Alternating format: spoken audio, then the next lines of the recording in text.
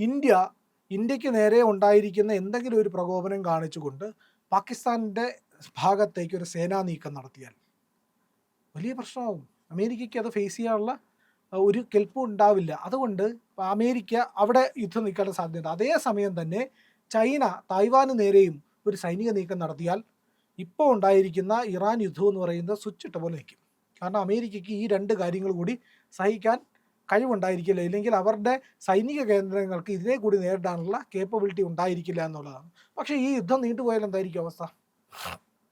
ഈ യുദ്ധം ഇപ്പോൾ ഉണ്ടായിരിക്കുന്ന അവസ്ഥയിൽ നീണ്ടുപോയിക്കൊണ്ടിരിക്കുകയാണെങ്കിൽ ഉറപ്പായിട്ടും ഇത് അമേരിക്കയുടെ അല്ലെങ്കിൽ ഇസ്രായേലിൻ്റെ സർവനാശത്തിന് വരെ കാരണമായിരിക്കാം. കാരണം തങ്ങളുടെ കയ്യിലുള്ള എല്ലാ പ്രതിരോധ സംവിധാനങ്ങളും പാട്രിയോട്ട് ഈ പറയുന്ന ഏതൊക്കെയാണ്, അയൺ ഡോം, താഡ് തുടങ്ങിയ മിസൈൽ പ്രതിരോധ സംവിധാനങ്ങളെല്ലാം എടുത്ത് പ്രയോഗിച്ചു കൊണ്ടിരിക്കുകയാണ് അവർ.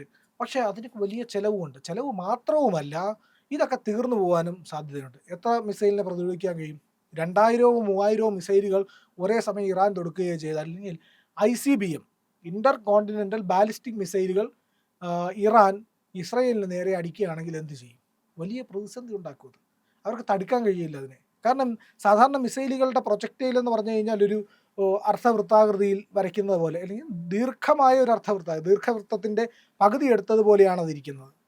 കാരണം ഇങ്ങനെ ഒരു ആർച്ച് പോലെ ഇരിക്കുന്ന വളരെ ദൂരത്തേക്ക് പറന്നു പോകുന്നതാണ്. അതിനെ തടുക്കാനും ചെറുക്കാനുമായിട്ട് പ്രതിരോധ സംവിധാനങ്ങൾ കഴിയും. പക്ഷേ ICBMകൾ ഇൻ്റർ കോണ്ടിനെൻ്റൽ ബാലിസ്റ്റിക് മിസൈൽ എന്ന് പറയുന്നത് നേരെ ആകാശത്തേക്ക് പോയിട്ട് ഏറ്റവും മുകളിലേക്ക് പോയിട്ട് തിരശ്ചീനമായിട്ട് ഭൂമിയിലേക്ക് പതിക്കുകയാണ് ചെയ്യുന്നത്.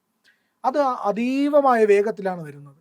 ഗ്രാവിറ്റി വരുന്നുണ്ട്. അതോടൊപ്പം തന്നെ ഈ പറയുന്ന അതിൻ്റെ വേഗം എന്ന് പറയുന്നത് വളരെ വലുതാണ്. അത്രയും വേഗത്തിൽ വരുന്ന ഒരു ഒബ്ജക്റ്റിനെ തടുക്കുക എന്ന് പറയുന്നത് വളരെ ബുദ്ധിമുട്ടാണ്. ICBMകൾ ബാലിസ്റ്റിക് മിസൈലുകൾ ഇറാൻ്റെ പക്കലുണ്ട്. അവയെടുത്ത് പ്രയോഗിക്കുകയാണെങ്കിൽ ഈ പറയുന്ന ഇസ്രായേലിന് വലിയ നാശനഷ്ടം ഉണ്ടാകുമെന്നുള്ള കാര്യത്തിൽ സംശയമില്ല. അതുകൊണ്ട് തന്നെ ആയിരിക്കണം, ഇതിനൊക്കെയുള്ള സാധ്യത ഉള്ളതുകൊണ്ട് തന്നെ ആയിരിക്കണം ബെഞ്ചമിൻ നെതന്യാഹു ഇപ്പോൾ ജർമ്മനിയിലാണ് എന്നുള്ളതാണ്. കാരണം ഇസ്രായേലിൽ ആക്രമണം നടത്താനുള്ള എല്ലാ സാധ്യതയുണ്ട്. ആക്രമണം എന്ന് പറഞ്ഞു കഴിഞ്ഞാൽ ഗുരുതരമായിരിക്കുകയും ചെയ്യും. കാരണം നെതന്യാഹു ആക്രമിച്ചത് ഇറാൻ്റെ പരമോന്നത നേതാവിനെയാണ്. അപ്പോൾ ഇറാൻ തിരിച്ചാക്രമിക്കുന്ന ആരെയായിരിക്കും? ഇറാനിലെ MPയെയോ മന്ത്രിയോ അല്ലല്ലോ, പ്രധാനമന്ത്രിയെ തന്നെ ആയിരിക്കുമല്ലോ. അപ്പോൾ അതിനുള്ള സാധ്യത ഉള്ളത് കൂടി കൊണ്ടാണ് ഇപ്പോഴത്തെ ഈ സാഹചര്യങ്ങൾ അതീവ ഗുരുതരം എന്ന് പറയുന്നത്. അതിലേറ്റവും പ്രശ്നമുള്ളതാണ് ഇന്ത്യൻ മഹാസമുദ്രം ഒരു യുദ്ധ സാഹചര്യത്തിലേക്ക് പോയാലുള്ള അവസ്ഥ എന്നുള്ളത്.